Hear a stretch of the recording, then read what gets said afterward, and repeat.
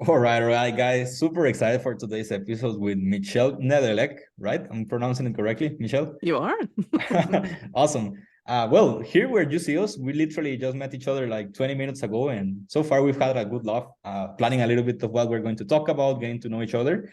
And yeah, I'm super excited because this is going to be the first episode for the people that listen to the podcast, where we start discussing a little bit more on the topic of automations, because maybe on some previous episodes we touched a little bit on some superficial stuff of why you should use automations, etc. But for today's episode, I think that with the expert that we have, we can definitely start venturing into more detailed stuff that you are going to have a great time if this is something that you've been either struggling with or just interested in taking a look on, right?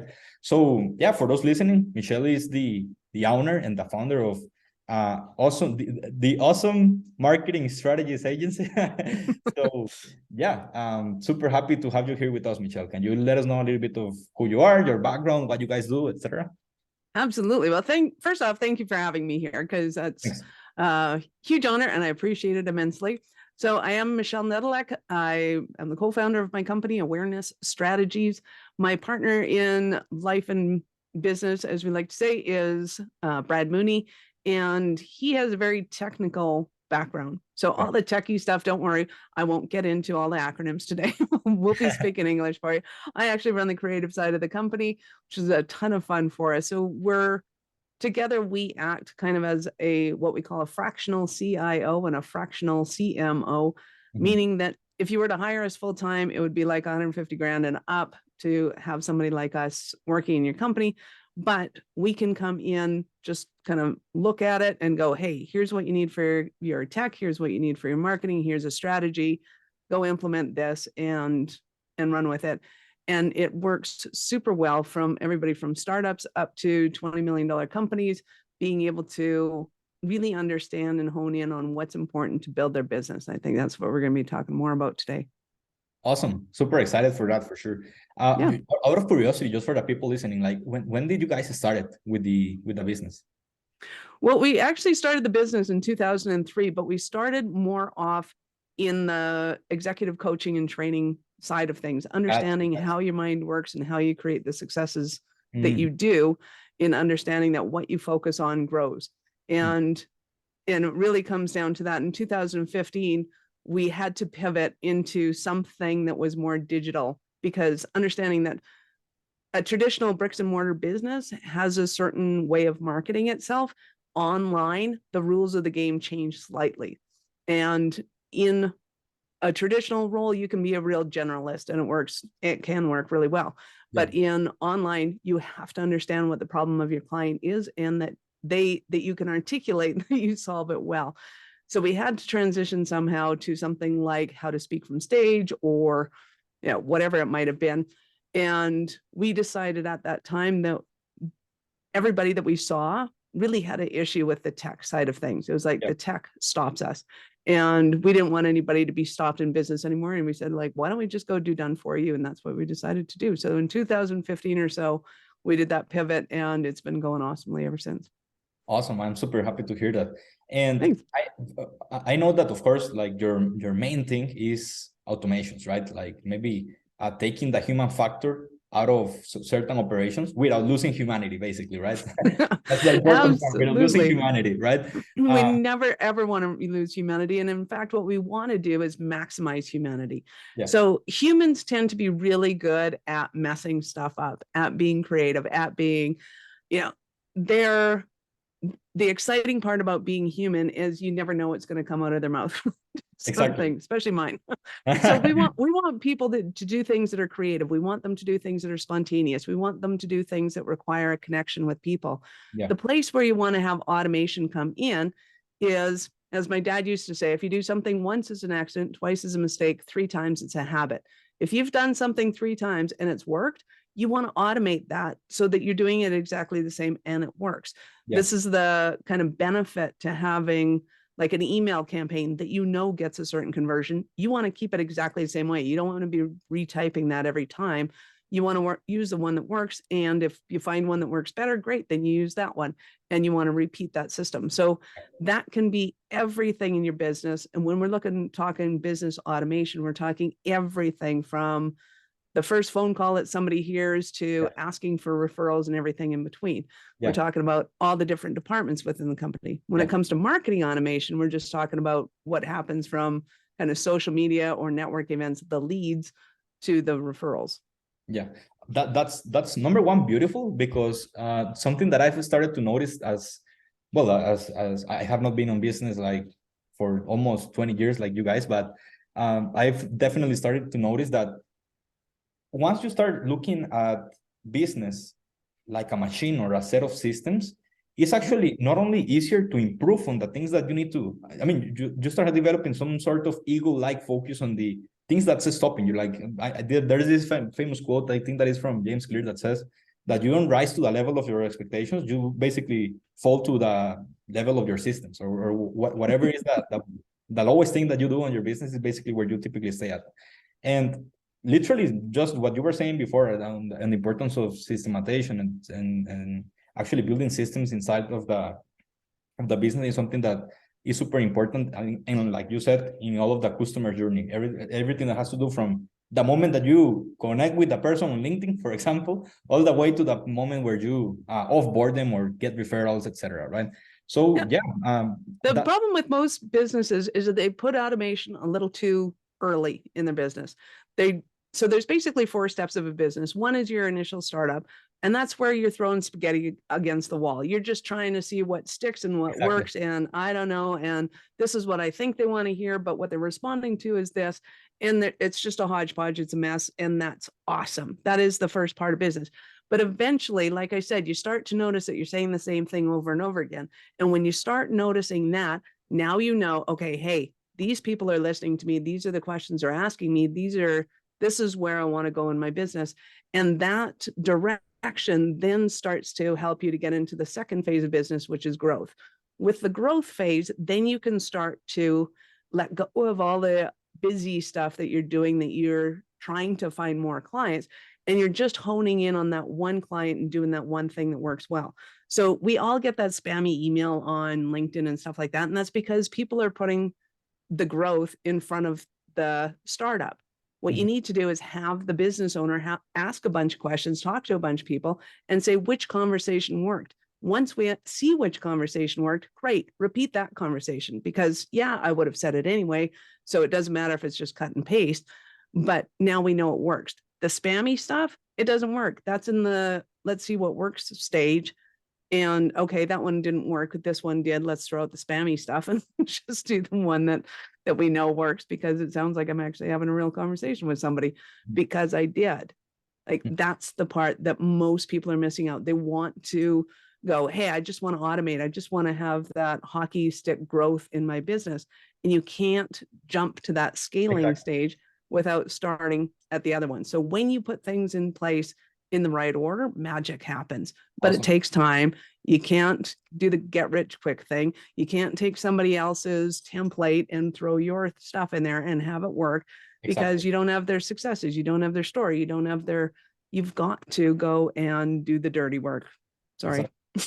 No, for sure. It's basically like assuming that business was like going from one point to the other via using the ocean. Is like you need to learn how to swim before you actually use the boat to get faster, right? So I agree 100% with you. And a lot of actually growing a business, I've noticed, is building the entrepreneur behind the business, so that you can actually have the actual systems, the actual know-how of how everything works, right?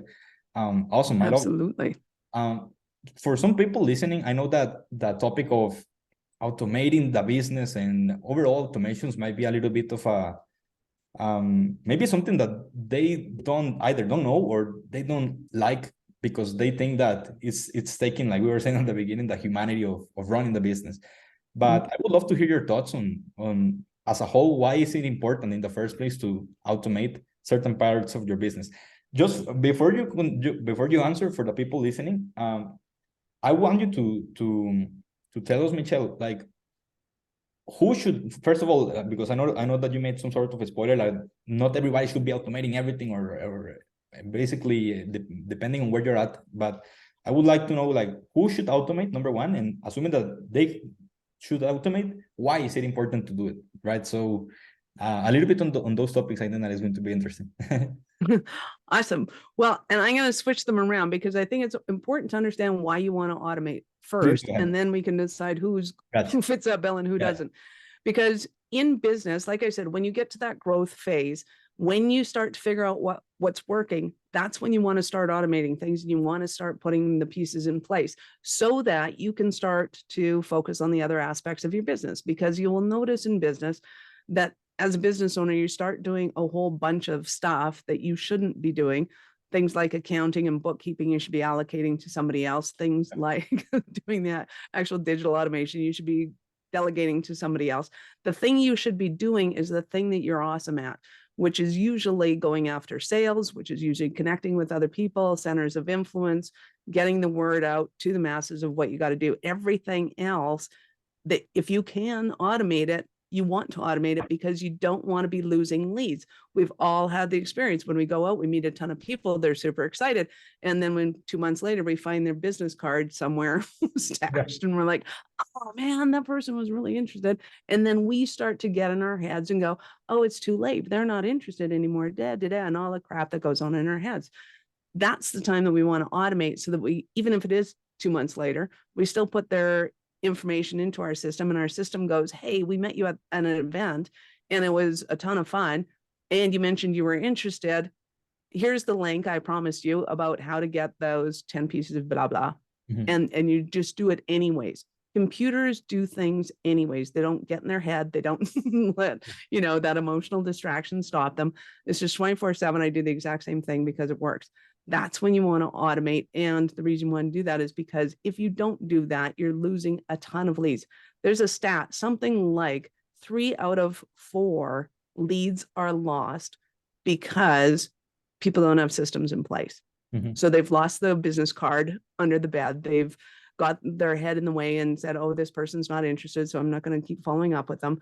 And if all you did was increase your connections with those 4 people, right? You do that about 6 times, and your business explodes because now you're doing things with 20 people instead of just 1. So that's why you want to automate those systems. Second is, are there business systems or strategies that it just doesn't make sense to automate? And the answer is absolutely yes. If all you want to do is be a business coach and have 10 clients a year, charge them 10 grand, maybe do a mastermind and some group coaching, some one-on-one stuff with them. And you're like, yeah, that would be totally cool. And they're like, yeah, that would be totally cool. All you need is a cell phone and a merchant account. You need some way to be able to connect with them and say, hey, what's your credit card number? Awesome. How's Tuesday at 10? And that's a business model. It's a fantastic business model if that's what you want to create. Now, some people are a little crazier like me, and they're like, hey, I want to have 50 employees. Okay, there's a lot of complexity there. You're going to need systems, and you're going to need systems probably right off the bat. And in that case, it's not about whether or not I'm starting off or not. It's not about whether or not I have a ton of revenue. It's about what is the strategy for building that business, and what do I need to have in place right away? And in my case, I needed to have the systems in place right away so that I could just start feeding the machine. Because the way we have our business set up is I'm going to meet a ton of people, and almost none of them are going to be our clients. All of them are going to be a center of influence. So they may know somebody who does a ton of work with a lot of our audience. So in that, 200 people, I'm going to meet one that is going to potentially get us all our clients. I just don't know who that one is. So I have to have the systems to be able to follow up with all 200 of them so that when the moment is right and they have the right conversation, the bubble hits for them and bam, we're off to the races. So it really comes back to strategy of what are you trying to accomplish in your business, and what's the easiest way to get from where you are to where you want to be, and the most profitable and so that we're focusing in on those goals and only those goals, and you're not wasting your time, money, and resources doing a whole bunch of stuff you don't have to do.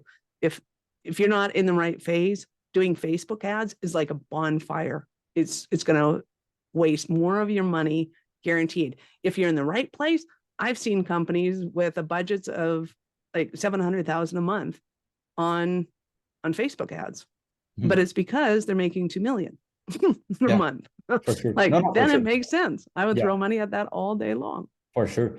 You know, one thing that um I would love to discuss a little bit more, Michelle, is Mhm. actually because I know and so far has been super valuable because of course you have been telling us of why is it important and who should start doing this, but I would love to go a little bit more on the execution side of things. Mhm.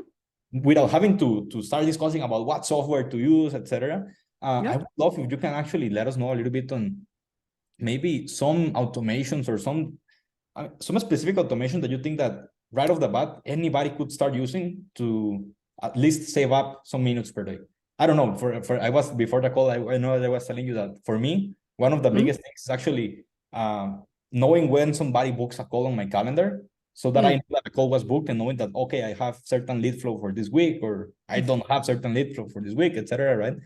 But I don't know. So in as a whole, some maybe best practices, not best practices, but some automation that should be non-negotiable. That you go like, hey, I don't know how people can live with this situation. Like if this doesn't exist on their system stack, Yeah. for example. Yeah. Well, there's certain people. So earlier we were talking about kind of the mistakes that people make when they're trying to just get some simple automations in place. Yeah. And the problem that some of them occur is when they want to put free automation in place, but the free automation doesn't exactly take away, it doesn't do the job in its entirety, and it doesn't stop you from having to do things manually. So manually is kind of the kryptonite in our businesses, is the more you're doing something manually, the less money you're making. And you want to start looking at, how do I either delegate, duplicate, or delete this job? Duplicate is the one that most people don't kind of have.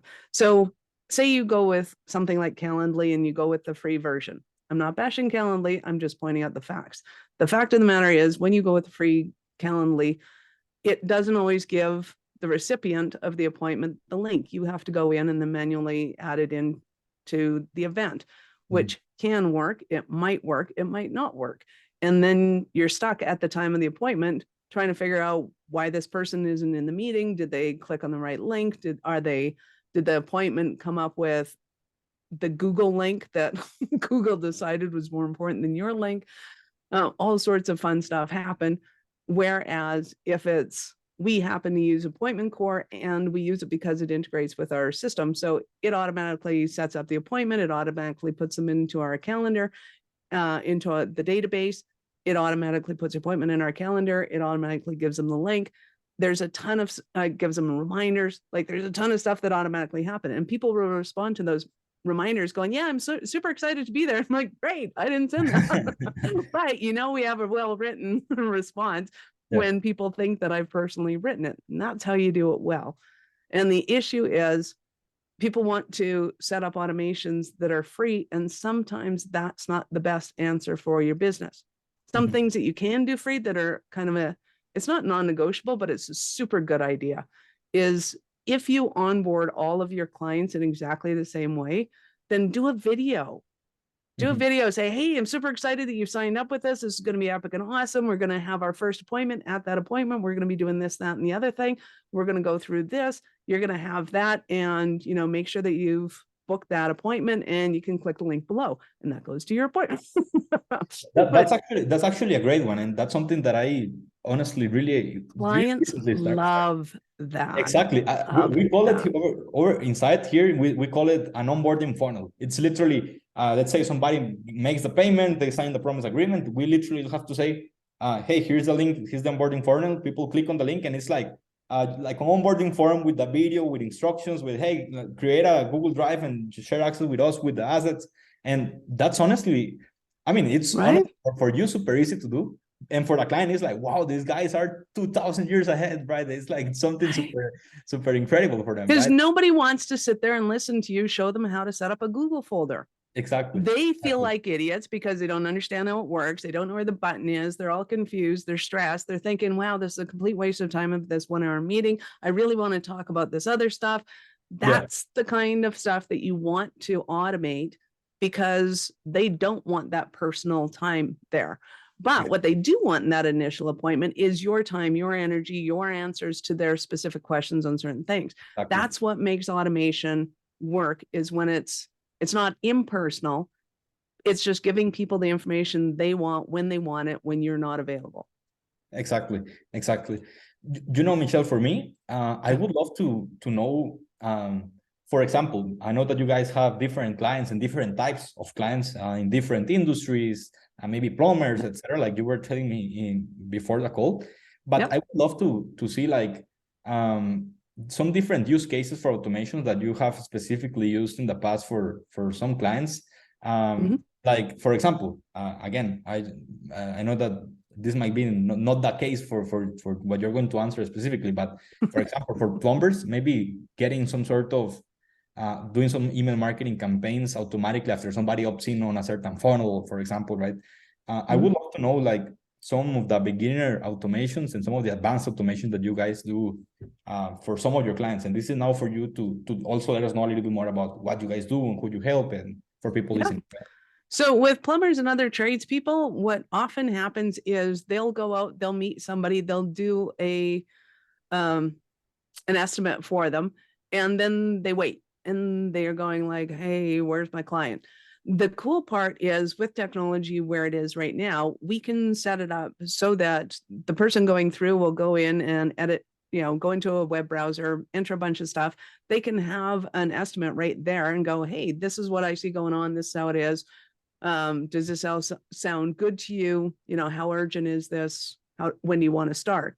Awesome. And the person may say, oh, I got to check with my husband first. Awesome. Do you want me to email this to him, or, we can print it off, or, how do you want to correspond with them? And that flexibility of how she wants to communicate with them can happen right there. Then what you can do is set up, hey, you get a reminder in 2 days saying, hey, Mary Beth said she was going to talk to her husband about this. Has she gotten back to you? If not, call her. And you can set up a whole automation funnel for the backup. So this is really familiar to people that use Salesforce, but anybody that's not in a multi-million-dollar business doing sales probably hasn't had the luxury of using Salesforce. But there are systems that are built for smaller companies that allow you to be able to do that. If you have, say, a bunch of trucks going out with that, you can schedule your trucks and the jobs and who gets what jobs when, and it integrates with the system so that it's automatically filling out paperwork for them, and they can go on a browser and check it all off. So again, all of that stuff that used to be manual once upon a time can all be automated so that where John's truck is he at the right appointment, what's going on with, and if they're, if they got coffee stains on their iPad. No, I'm kidding. Whatever's going on with them. And the same thing happens with the professional industry. So if you have lawyers and accountants and engineers, right? It's about the business process and how we can automate some factors for it, not just the lead generation, but also with the follow-up and being able to re-engage past clients, which a lot of lawyers and accountants and engineers, they just don't do it because they don't have time. They're constantly going after those new clients, and their businesses become cyclical. So it goes, oh, I'm fulfilling a lot. Oh no, I have no clients. I have no money. I have to go do sales. Oh, okay, I'm making lots of money, so I'm going to fulfill this. And we have that up and down, and we want to be able to kind of even that out as much as possible so that you have an even amount of marketing that works, bringing in enough clients to keep you busy so that if you want to scale and have 5 more trucks, when to bring those trucks on, because you're like, hey, if this keeps up in December, we're going to be like banging it out of the place on January. So we're going to need a truck by December. And then in January, we'll have that extra truck coming in. So it becomes kind of your business plan when you have that consistency in your marketing, which is super awesome to have as a small business. No, 100%. And I guess that for people outside of the marketing space in general, I mean, of course, no business is out of marketing because every business needs to do some sort of marketing itself, of course, but businesses just don't really care that much about putting effort into marketing, whether that's in ad spend, whether that is in just building a website, whatever it is, right? Basically. Typically, we don't like doing our bookkeeping and we don't like doing our marketing. Exactly. No, for sure, for sure. Yeah. We gotta be like some weirdos that like to do a split testing on funnels, etc., just to see what clicks more, right? So Exactly. that's some sort of illness, right? And you and I both have it, and it's awesome, Exactly, according to us. exactly. That's why we're here on a Monday discussing about marketing, drinking coffee, you with a little bit of snow in front of you, right? But awesome. You know, Michelle, because I always like to, and I know we're almost running out of time, but for people, I always like to ask the podcast guests that we have, well, a couple of things, but let's start with the first one. One message or one idea, it doesn't have to be business related, that you would like to share with the audience. And this is mostly a 1 minute time frame where I basically open the doors for you to speak your mind out in something that, I mean, if somebody, because a lot of people might start following you on social media or maybe not, etc. But if this is the last time that they hear about Michelle Nedeleq, what is something that you would like the listener to know or you would like to tell them? I want them to know that if they are an entrepreneur, they are endeavoring to go into what I consider to be the bravest decision they've ever made in their entire lives. And the reason I know that is because when you become an entrepreneur, you have to start questioning all of your beliefs. All of the things that got you to where you are and made you successful, you now have to question because the rules of the game have changed and you don't know where those rules have changed. Nobody points them out until after you've broken the rule and you're like, oh, okay, that didn't work. And it becomes really difficult to understand why you're quote unquote failing in business, and you're not. You're learning in business. Keep trying new things, keep understanding how business works, keep hanging around with people like Enrique that are getting you as much great information about the things that you just don't understand, like marketing, and being able to put the pieces of the place, create some familiarity with it, hang around other entrepreneurs, hang around successful entrepreneurs, ask more questions than you throw money at the solutions, and just try and figure out the rules of the game. Because the rules of the game, once upon a time, were when I do what mom and dad tell me to do, I'll be successful. When you're an entrepreneur, you have to go inside. You have to trust your gut. You have to listen to yourself and go, I have this really dumb idea that everybody thinks is going to fail, but I know I want to do it. Then go after it. Go after it with zeal. I think you're a rock star. And even if you fall flat on your face, you have learned more than anybody else ever possibly could. And the next thing that you do, you're going to need all that information you just learned because it's going to propel you to be a rock star. So don't ever give up. Keep fighting the good fight.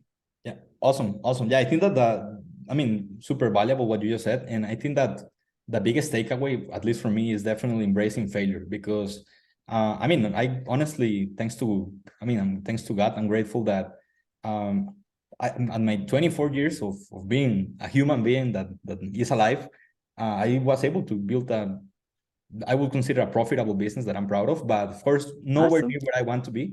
And I failed like 4 businesses in the past. Like I failed coaching business. I failed my law firm. I actually studied law. And I never actually graduated and I wanted to have my law firm. So I started my dad is actually a lawyer. And he was, I basically did the marketing, got clients. He did the work. I actually did it, but he was the representation of the legal representative for the clients. I failed that. I failed a whole bunch of things, but every single time I learned a lot, right? So I definitely believe that for people listening, actually failing fast so that you know what's going to work and what's not going to work, and taking out the knowledge of what made you fail and what you can take away from that, right?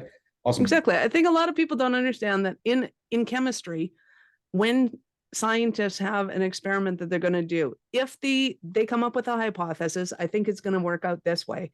If it works out that way, they'll do it 3 more times. And if it still works out that way, they will break the system in order to find out whether or not the reason it's working is the reason that they think it's working.